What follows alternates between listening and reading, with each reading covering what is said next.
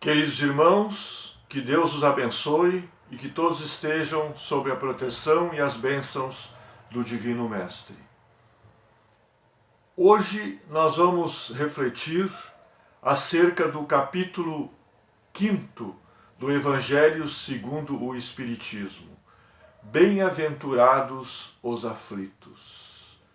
É o capítulo mais longo do Evangelho segundo o Espiritismo.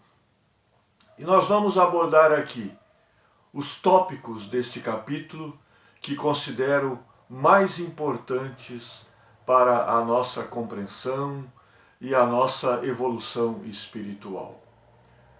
O que são as aflições? O dicionário Aurélio define a aflição como sendo agonia, atribulação, angústia, sofrimento, tristeza, mágoa, dor, preocupação, inquietação, ansiedade, padecimento físico, tormento e tortura. A aflição é, na verdade, o reflexo intangível do mal forjado pela conduta de quem a experimenta. E todo mal representa um vírus de alma suscetível de alastrar-se ao modo de uma epidemia mental devastadora. Frequentemente, a aflição é a nossa própria ansiedade projetada no futuro, mentalizando ocorrências menos felizes que ainda nem aconteceram e nem sabemos se vai acontecer. Aquela nossa preocupação com o futuro e esquecendo de viver a cada dia da melhor maneira possível. E nós sabemos que a dor é um alerta. Quando temos algum problema orgânico, a dor serve de alerta para que busquemos o tratamento adequado à nossa enfermidade. E o sofrimento é mais profundo. O sofrimento afeta toda a existência e tem a sua razão de ser. É através dele que o homem se volta para Deus. E no capítulo 5 do Evangelho segundo o Espiritismo, nós temos as bem-aventuranças. Bem-aventurado os que choram, porque serão consolados. Bem-aventurado os que têm fome e sede de justiça, porque serão saciados. Bem-aventurado os pobres, porque deles é o reino dos céus.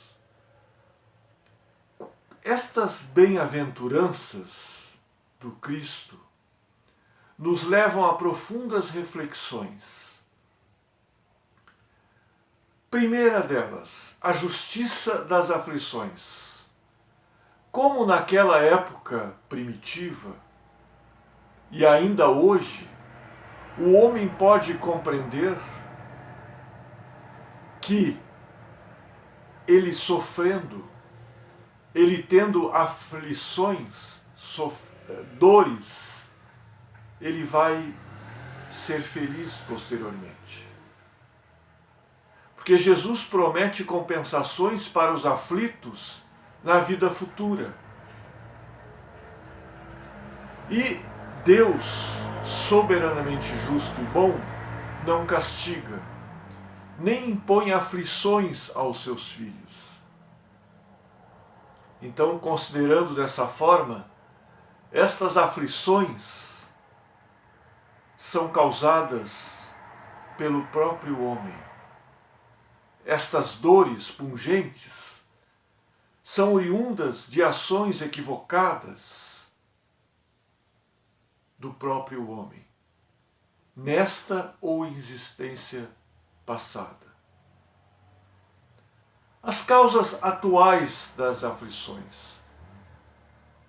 Muitas vezes tem até um ditado popular que diz: aqui se faz, aqui se paga. Isso também está certo. Por quê? Porque muitas das nossas aflições e sofrimentos da vida atual são causadas por equívocos que cometemos nesta vida. Más escolhas, más atitudes, caminhos que nos levam a aflições, a sofrimentos. Um pai, quando não educa bem os seus filhos no caminho do amor, do respeito, da fraternidade, não vigia o seu comportamento em tenra idade ou na adolescência, ele pode colher depois atitudes de um adulto imaturo, irresponsável, que enverede para outro caminho que não seja o caminho do bem. E este pai estará colhendo aquilo que semeou, pagando pela sua omissão ou por não ter oferecido àquele espírito jovem a melhor orientação. Então, meus irmãos, muitas das nossas dores, das nossas aflições na atual existência, têm a causa nesta vida. Vejamos também o seguinte: muitas vezes nos apressamos em nos unir ao nosso companheiro, companheira, sem conhecê-lo melhor. Uma atitude apressada, impensada, nos leva a uniões desastrosas, que não levam a nada, onde não existe o verdadeiro amor. E isso também é responsabilidade nossa nesta vida. Podíamos ter dado mais tempo para o conhecimento mútuo, podíamos não ter apressado essa união, que vai, amanhã ou depois, resultar na separação, no divórcio. E quando esse casal tem filhos, pior ainda, porque as crianças sofrem muito.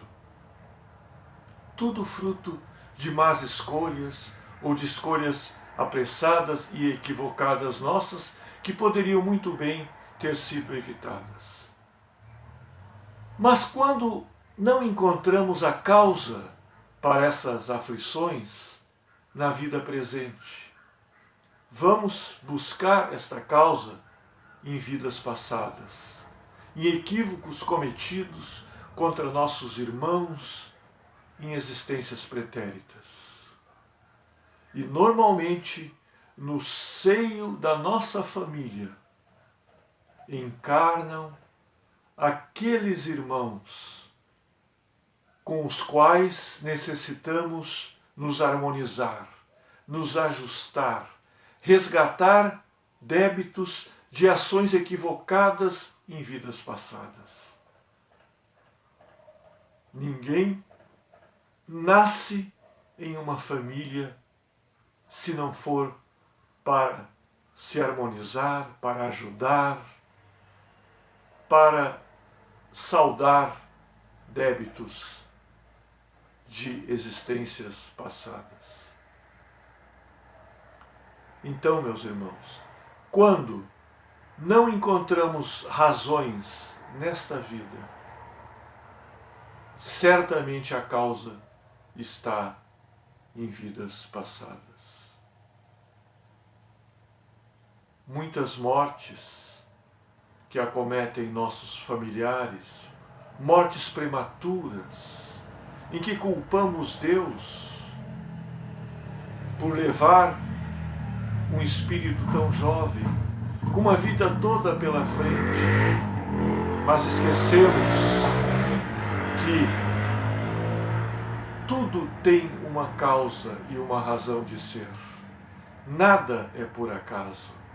E se esse espírito jovem foi antes dos seus pais ou de outros familiares, é porque Deus sabe o que está fazendo.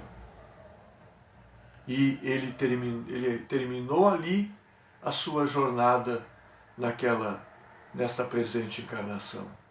Então nós não podemos julgar as atitudes dos nossos irmãos, não podemos julgar, muito menos condenar Deus por determinadas situações com as quais nos defrontamos nesta vida, porque a razão está dentro de nós mesmos.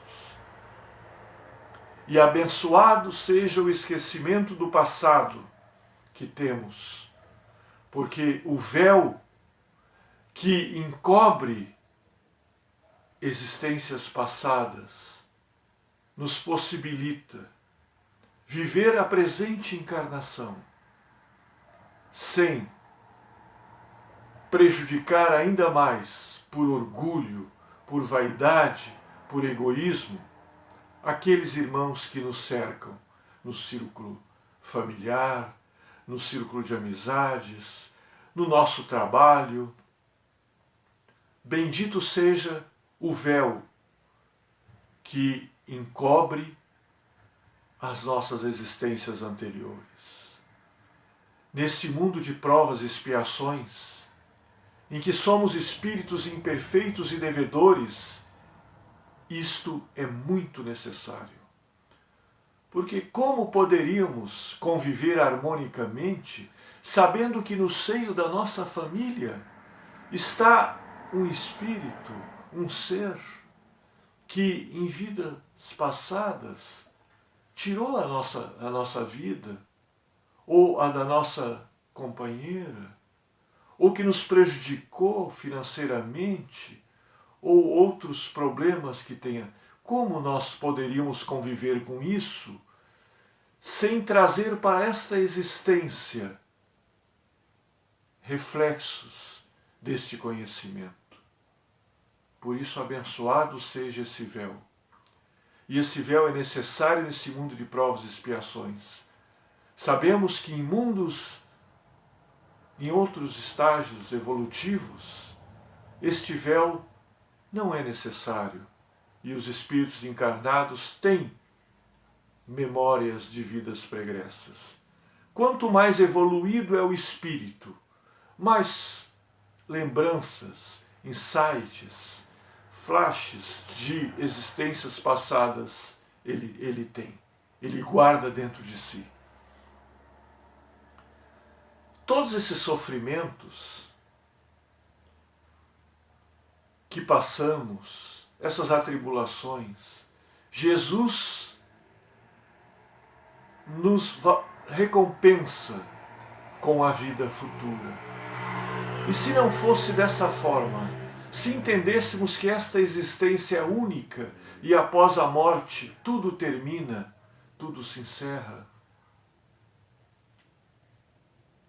como haveríamos de viver ou de tratar o nosso semelhante, ou de valorizar a nossa existência?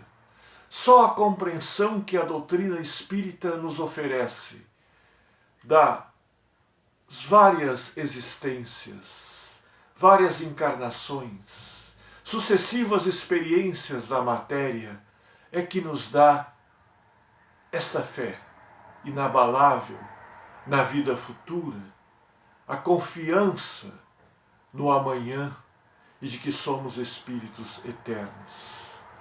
E isto é o que nos fortalece. Se não fosse isso, se considerássemos apenas esta existência um problema maior que enfrentássemos nesta encarnação, poderia nos levar a ideias suicidas, à loucura. Quando não temos a fé suficiente em Deus, quando não nutrimos em nosso coração a certeza de existências futuras, que Jesus disse, a felicidade não é deste mundo. Aqui, nesse mundo de provas e expiações, nós podemos ter uma felicidade relativa, porque ninguém nasce para ser infeliz. A cada um de nós é possível desfrutar da felicidade já neste mundo. Mas é uma felicidade com altos e baixos, porque enfrentamos provas, expiações, e temos momentos de felicidade e temos momentos de angústia, de tristeza. Faz parte de toda a nossa caminhada, do aprendizado necessário ainda à nossa evolução espiritual. E jamais, em momento algum, deveremos atribuir o que acontece com cada um de nós a Deus, a castigo divino. Deus nos dá oportunidades e nós escolhemos os nossos caminhos.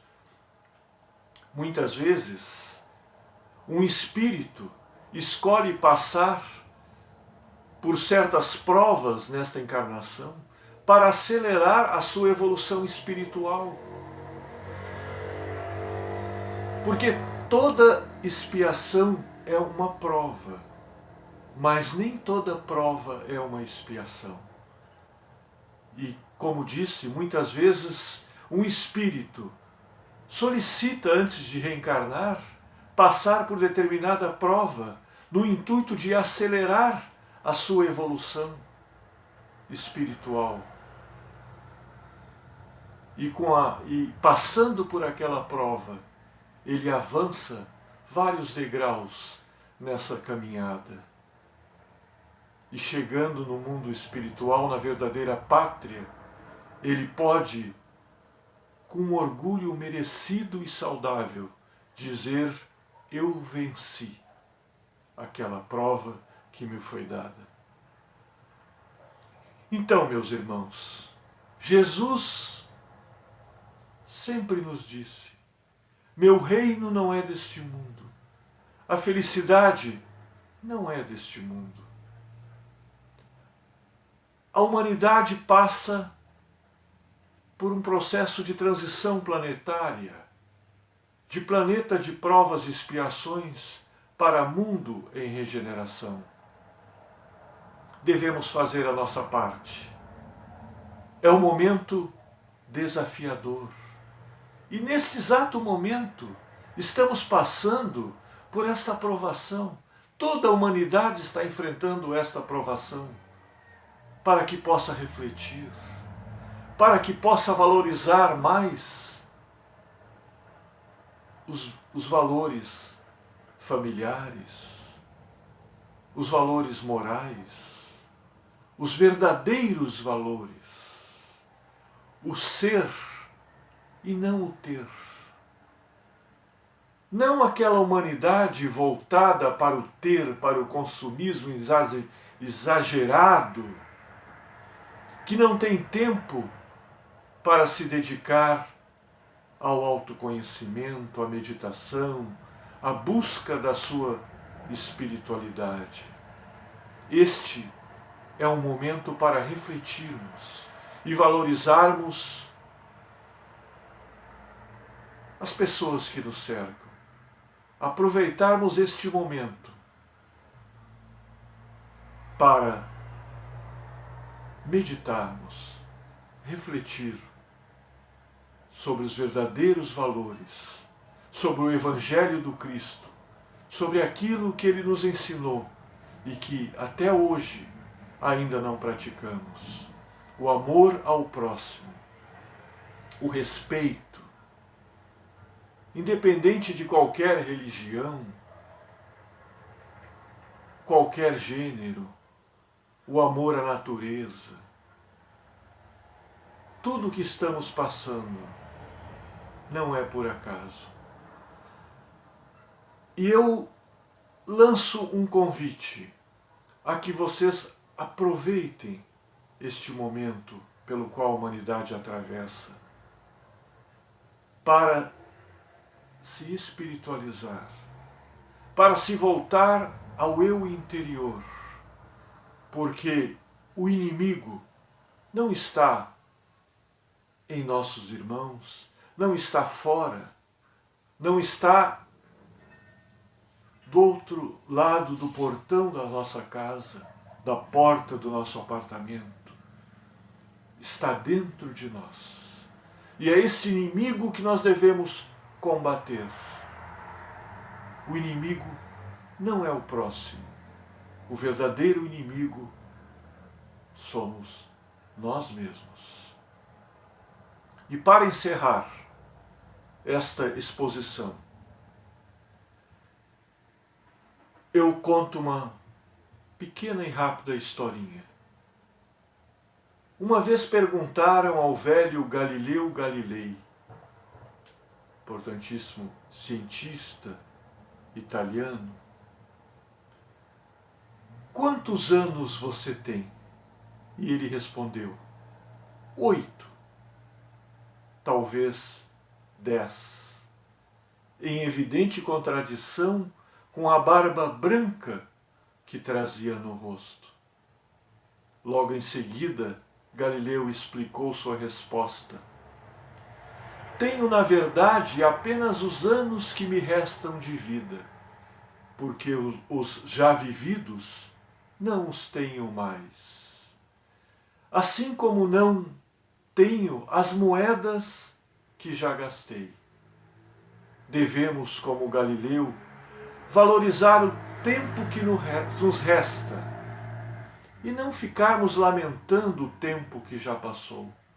Se formos inteligentes, o tempo que nos resta pode ser ainda muito bem aproveitado. Com esta mensagem, meus irmãos, e renovando o convite à renovação interior de cada um de nós, eu encerro essa exposição desejando mais uma vez que o Divino Mestre os abençoe e acompanhe em sua jornada e os auxilie cada vez mais a ser pessoas melhores, mais evoluídas, para poder habitar a nova Terra, o planeta regenerado. Muito obrigado a todos. Fiquem com Deus.